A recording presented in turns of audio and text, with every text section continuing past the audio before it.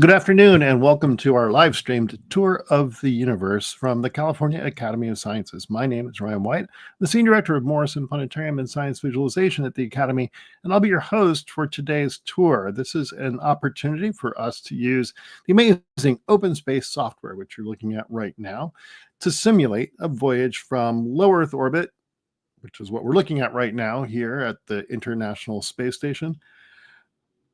And we'll go all the way out to the cosmic microwave background, the most distant light we can observe in the universe, in just a little less than half an hour.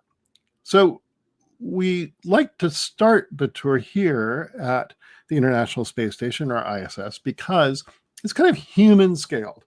And you'll be able to see my mouse at different points during the program here as I pilot through our virtual model of the universe using OpenSpace. And the great thing is that the ISS is about the length of a football field, whether you're thinking of European or American football doesn't make much difference. About 100 yards, 100 meters long. And the individual little parts in here that you can see, these things that look like canisters, are large enough to have people on board. And of course, that's how high people travel up into space these days. Of course, 2 astronauts just returned safely to the US after an overly extended stay on the ISS. But the main point is people, human beings these days, travel about this far out into space. But we want to show you the discoveries of modern astronomy that are taking us way, way, way beyond where humans have ever traveled. Instead, what we'll do is use this digital model, this virtual model of the universe, to pilot through different parts of the places around us that will give us a sense of where we are in the universe at large. So what I'm going to do is pull away from our location here in the International Space Station, and it kind of looks like it's plummeting to Earth. That's actually not the case. Let me go ahead and fade up the orbit of the International Space Station, its trajectory around Earth. And as we pull far enough away, you'll be able to see that it's not that that the ISS is tumbling down to Earth. Instead, it's just that we are pulling away from its location. And so this is actually not where the ISS is right now. It's where it was about a day ago. But I liked this this setup for the shot as it moves from daylight into dusk. Across the northern U.S., if your geography is pretty good, you'll notice that you might be able to recognize the west coast of the United States. You'll also start to notice some interesting things, especially as some of this data fades in around the planet. You'll notice that little blocks of clouds sort of faded in and came up as we got farther from Earth. And that's because we're using real data for all of this. Not just for things far away from Earth, but for Earth itself. So you'll notice, actually, my mouse is right over one here, these kind of bright stripes that run down the sides of our planet. And that's because this is assembled from recent imagery of Earth. In fact, it's about a day old. The reason I went back in time a day is because that's our last complete image of Earth using various satellites that are observing our planet. And we stitched those images together to show you what Earth looks like, not quite right now, but at least a day ago. So if you were watching the Weather Channel yesterday, you might recognize some of the cloud patterns. But again, what we're interested in talking about are things much farther from home. So let me go ahead and continue pulling away from our location here, home, Earth, our home planet, home to everyone you've ever known, every person you've ever heard of, our planet Earth. And as we pull away, I'm going to add some diagrammatic elements. What I'd like to do is show the orbits of planets around Earth. So first of all, you'll notice this line, the orbits of planets around the sun. You'll notice this line connecting the lower right-hand side of the screen to Earth. And you'll notice this circle kind of around our home planet. That is the trajectory of our moon. Let's go ahead and actually just take a quick visit to the moon. The moon is about 240,000 miles away, about 400,000 kilometers. If you think about how far that is, I don't know, if you have a car for a long time and you drive it for many years, you might put 240,000 miles on it.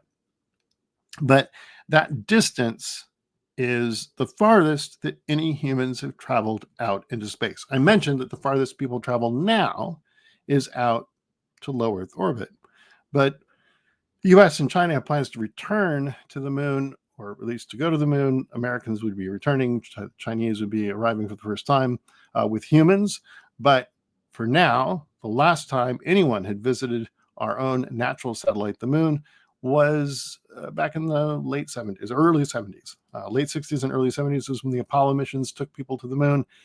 And no one's been back since, although, as I mentioned, plans are to return.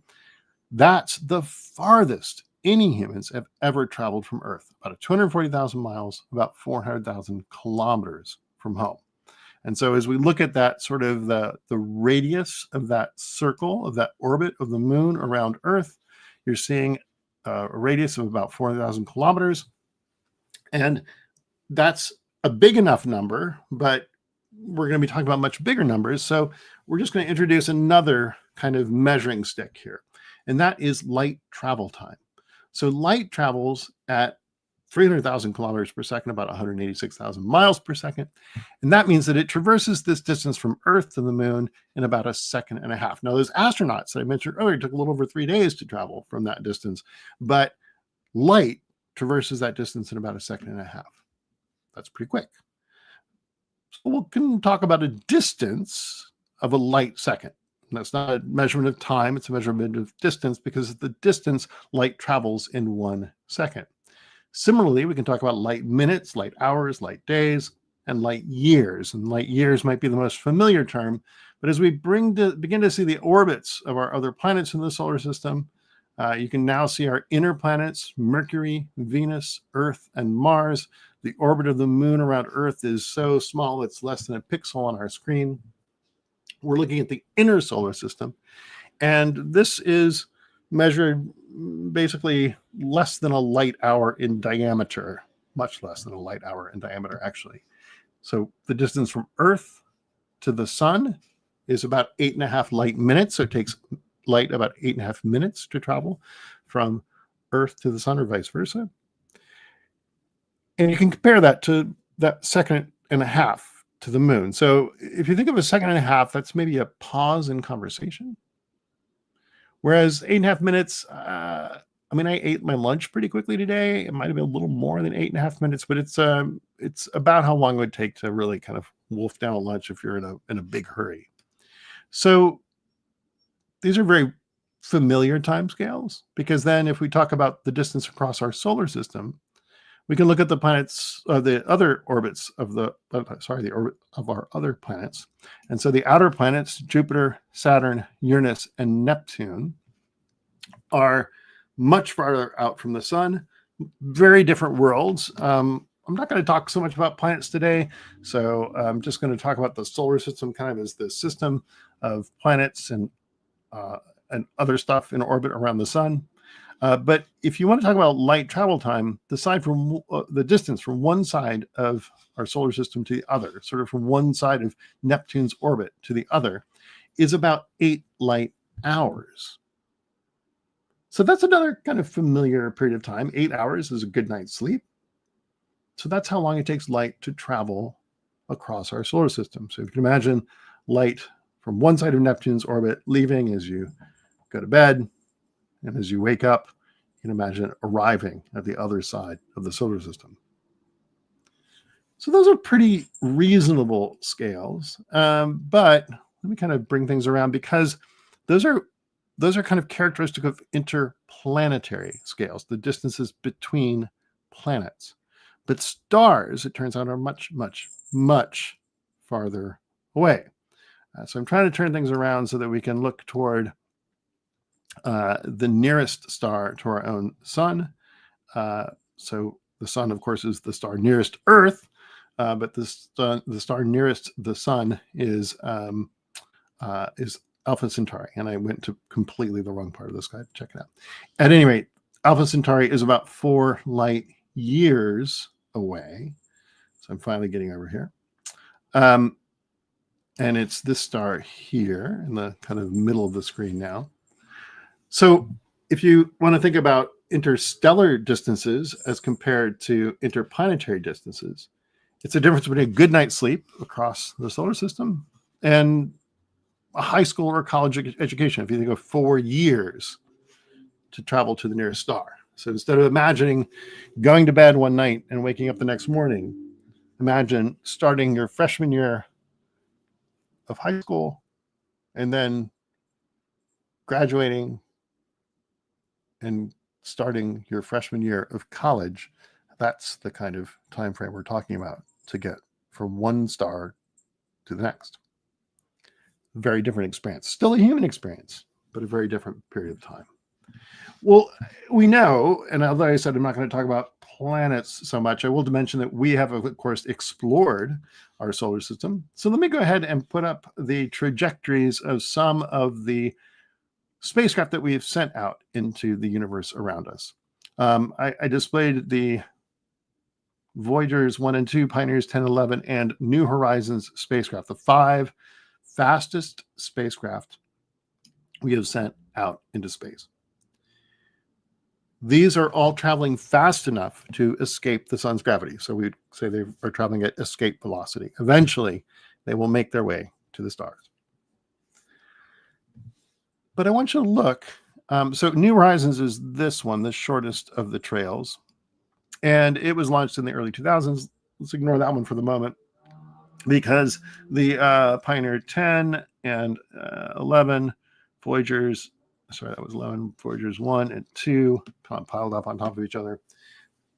Those were all launched in the 70s. So that means that they have been traveling for, give or take, about 50 years.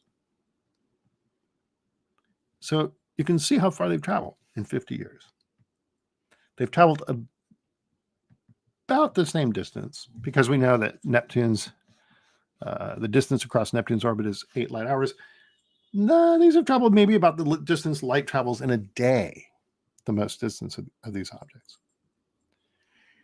So our robotic spacecraft, which have done an amazing job exploring our solar system, haven't made it that very far out into the universe around us. Instead, we understand the universe around us by studying light from these distant objects.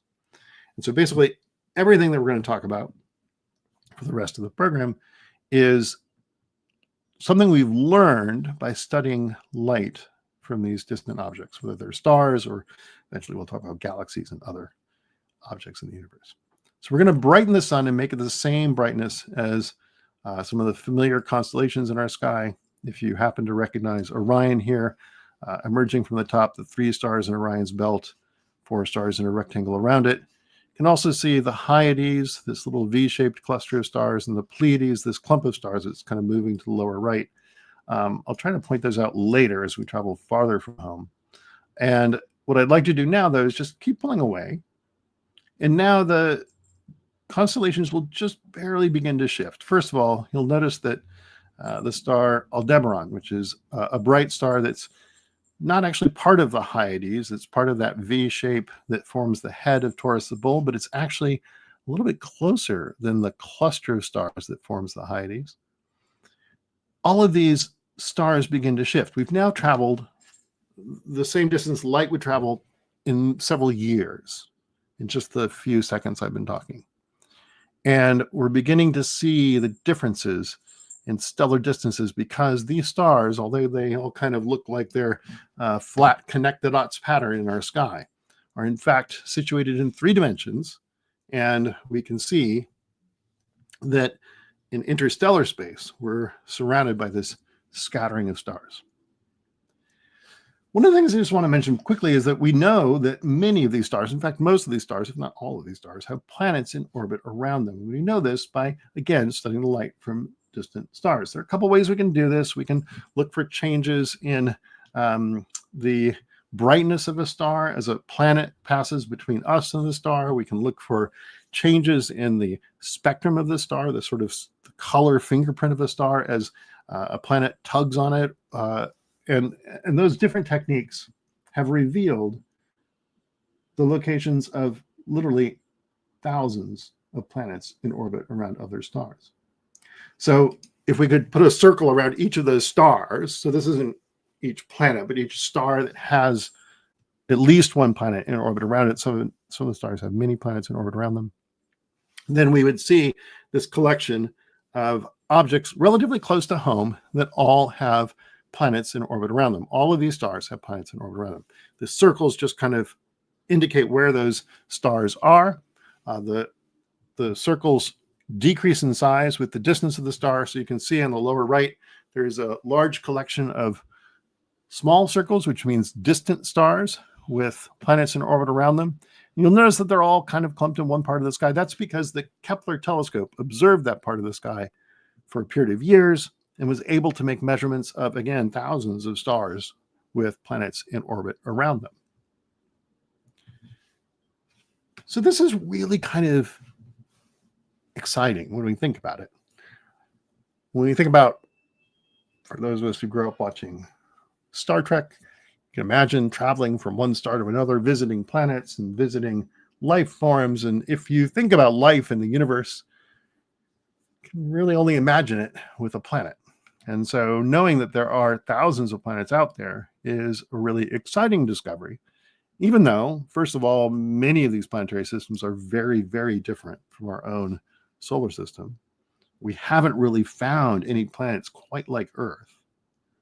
And the other kind of bit of bad news is without Star Trek's warp drive, these objects are quite far away.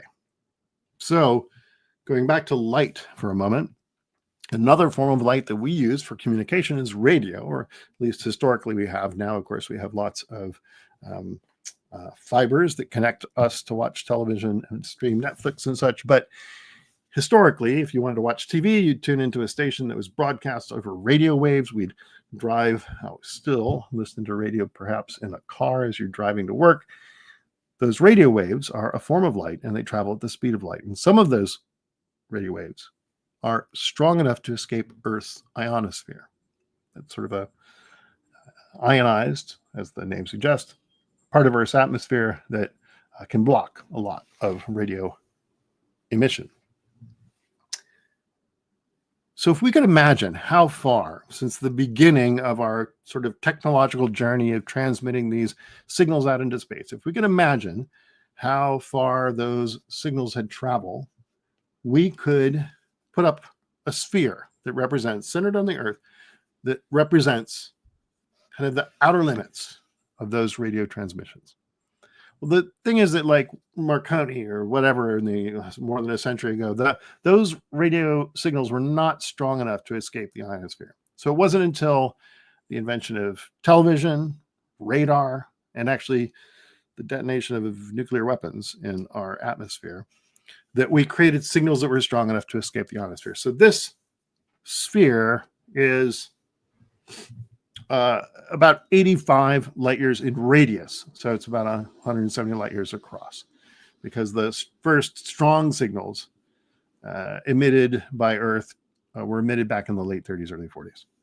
So you can think of this as our electromagnetic footprint in the universe around us. Now, when we looked at the Voyagers 1 and 2, the Pioneers 10 and 11, and New Horizons, those are the fastest, like nuts and bolts objects that we send out into the universe. But this sphere, centered on Earth, 170 light years across, represents our footprint of radiation that we've emitted out in the universe. And you can imagine, in the same way that Jodie Foster was looking for signals from other civilizations in the film Contact, if there were radio astronomers on one of these planets inside the radiosphere here, and if they pointed their telescopes at Earth, and if they caught one of our signals, and if they interpreted it correctly, they would know that there's life on our planet.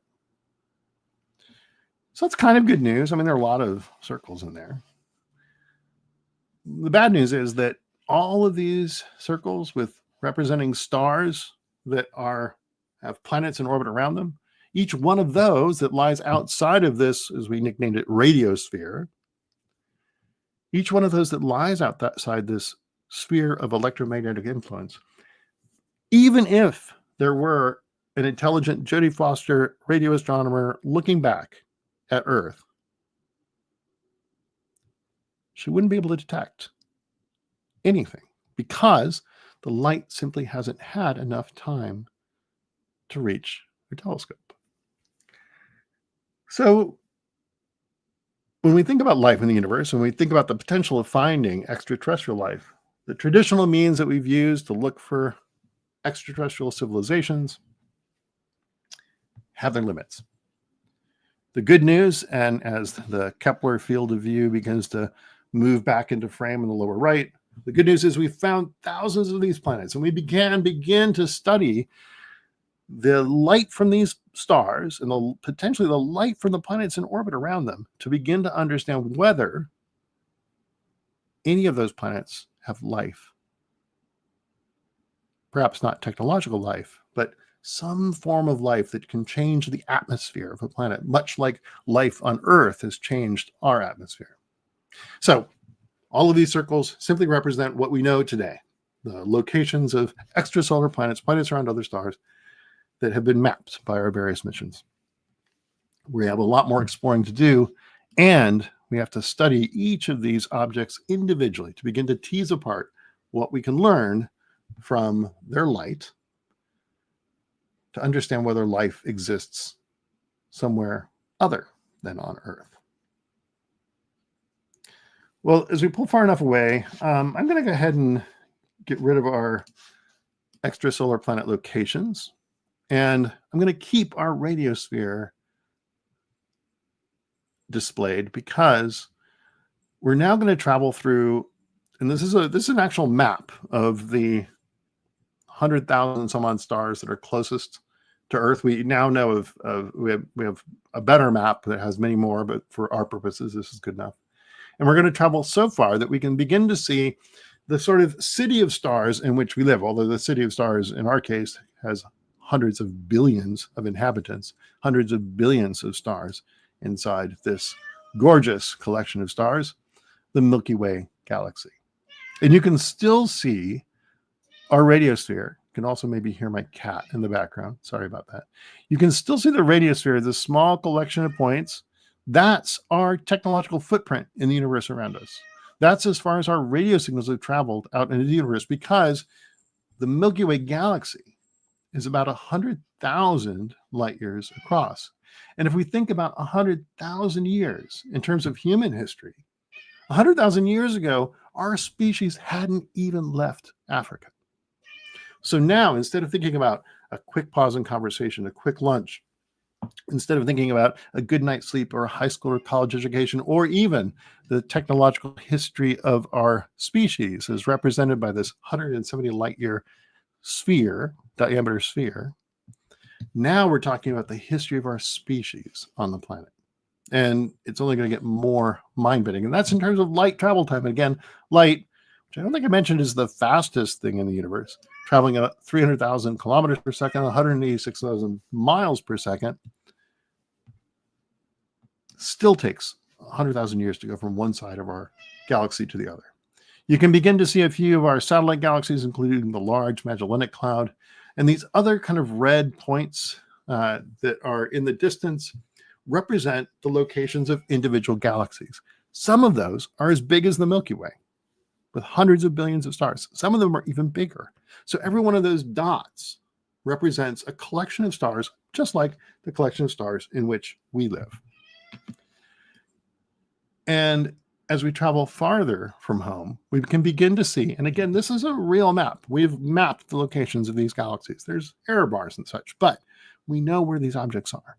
And what's interesting is, and you can see this immediately, the galaxies aren't sort of uniformly spread out through the universe. Instead, they're kind of clumped and clustered together. And this is a pattern that emerges as we look at the about 30,000 galaxies relatively close to home. This is a map that was put together by dozens of astronomers working over a period of decades. You can actually see the Virgo cluster as this large clump of dots in the upper middle of the screen. Our closest supercluster, well, really we're part of this large supercluster of stars, of galaxies. But this map was put together by dozens of astronomers working over a period of decades, carefully measuring the distances to these individual galaxies. But about 20 some odd years ago, we started to automate that process. I'm going to fade up several different surveys that are combined to give us a look at how many galaxies are out there and what their distribution looks like. And I apologize because I know at this point the things start to slow down with our live transmission because this is a complicated image. So I'll try to slow my movement to make sure that you can see this sort of with continuity.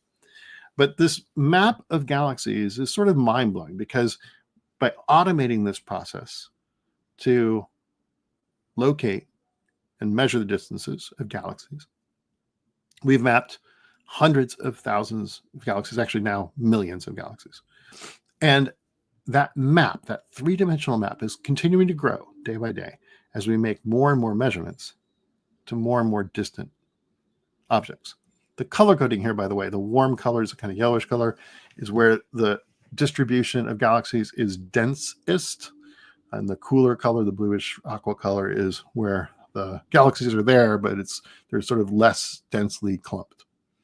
And what you'll immediately notice is it looks like the universe is sort of shaped like a bow tie.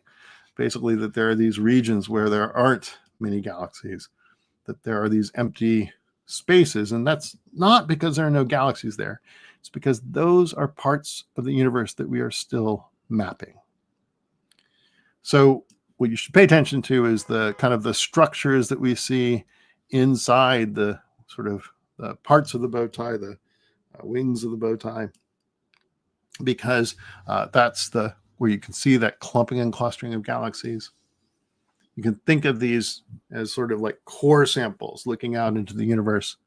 And like a core sample that you take in the Arctic will take you on a journey through time from the layers that are closest to the surface back into the past to the layers that are farther down. As we look out into space, we are also looking back in time. So these core samples into the universe are looking at galaxies farther and farther away, farther and farther back in time. And what that means is that simply by looking out into the universe, we can see the history of the universe played out in front of our eyes. When we look out into space, we look back in time. So when we observe these distant galaxies, we're actually seeing them as they were billions of years ago. Now, our universe is about 13.8 billion years old. And these galaxies are, in fact, these individual points actually represent not galaxies, but the bright cores of very young galaxies that are very actively forming stars early in the history of the universe. We call them quasars, and we don't see them close to home because the universe doesn't make stars like it used to. These are the kind of objects we only see in the distant universe. But as we pull far enough from home, I'll try to move the camera. Again, I'm trying not to move too quickly because it all kind of becomes a slow frame rate movie here.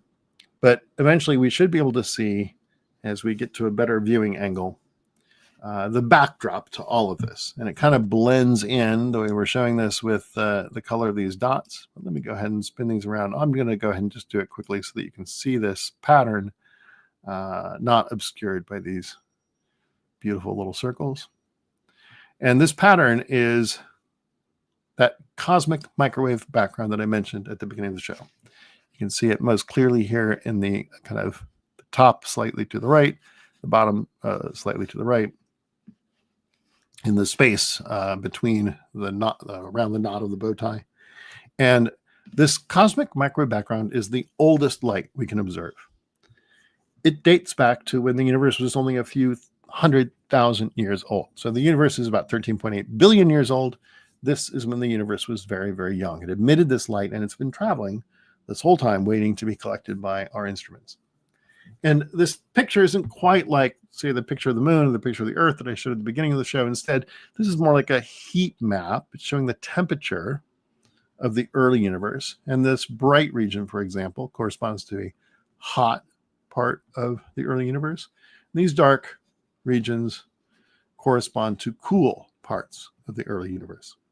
Now, as it turns out, the cooler parts are a little bit denser and the hotter parts are a little less dense.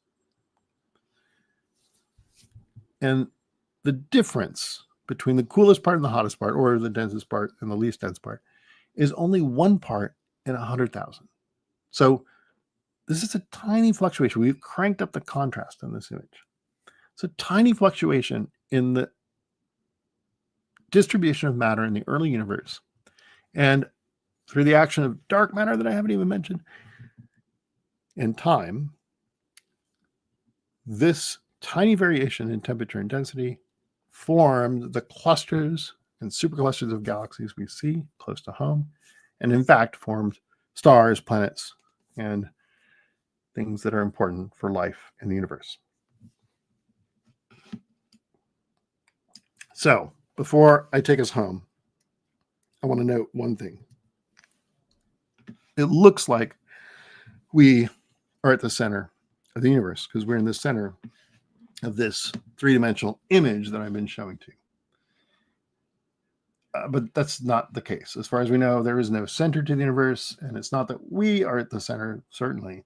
And in fact, although I know individuals who are inclined to think of themselves as the center of the universe, in fact, again, the universe does not seem to have a center. So the reason that we appear where we do is because we're the ones drawing the picture. We're the ones who are plotting the distances of these individual objects away from our observation point. And because of that, we end up at the center because we're the ones drawing the map. And this map isn't just like a three-dimensional map. In a way, it's a four-dimensional map. It is three-dimensional because there's the three dimensions of space that we're illustrating, but we're looking back into time as we look to more distant objects. So in a way, this is a space-time map where we are at the center in the here and the now, and the cosmic microwave background, 13.8 billion years in the past, very far from home. So with that, I'm going to go ahead and take us back home. And as I do, we're going to fade out the cosmic microwave background. I'm sorry it's going to get a little choppy as we sort of hit the pedal to the metal here. Take us through our map of hundreds of thousands of galaxies, billions of light years from home, through the various catalogs of galaxies, including the 30,000 galaxies close to home, the Virgo cluster kind of moving off to the left-hand side of our image. Each one of these dots, again, representing the location of an individual galaxy that may be as large or even larger than our own Milky Way galaxy, which will come into view shortly. Our own Milky Way, with hundreds of billions of stars, is our home in the universe, a collection of stars, gas, and dust that could be the entirety of a program in and of itself. We'll go ahead and see the radiosphere as we get close to home. I'm going to go ahead and fade the radiosphere off. Remember, this is our sort of technological footprint or in the universe around us. I lost there we are. We'll turn the radiosphere off, though, as we move through the thousands of stars closest to our own star, the sun, which is so faint that even though we're getting closer and closer to it, still not really discernible at the center of the screen. But as it comes into view, we'll actually see it at its full glorious brightness before we fade it down to reveal the orbits of the planets and the trajectories of those 5 fastest nuts and bolts objects, the Pioneers 10, 11, Voyagers 1 and 2, and New Horizons spacecraft. As we go ahead and fade those down, we'll see just the orbits of the 8 planets in orbit around the sun. And if I've navigated correctly, we'll be heading right back home toward Earth, the third rock from the sun, the third planet out in our solar system, the only place where we know life exists, and the place from which we are broadcasting this live stream. So with that, thank you for joining us for this tour of the universe that we do once a month here on the California Academy of Sciences YouTube page, as well as Morrison Planetarium Facebook, Cal Academy Facebook, and OpenSpace YouTube. We're going to put in the chat information about downloading OpenSpace. If you want to take a look, pretty much everything you saw here is built into the software.